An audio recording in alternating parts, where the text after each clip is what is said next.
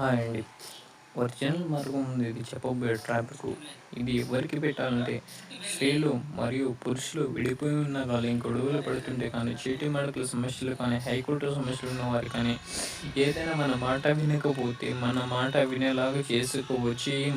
ఈ మందు పెట్టి మన భార్య భర్తలు కానీ, ప్రేమికులు కానీ, అత్త కోడళ్ళు కానీ ఒక్కసారి పెట్టారనుకో లైఫ్ లాంగ్ మనం చెప్పిన మాట అనేది వినడం అనేది జరుగుతుంది. అదేవిధంగా దీంట్లో వచ్చేసి 2 రకాలు ఉంటాయి.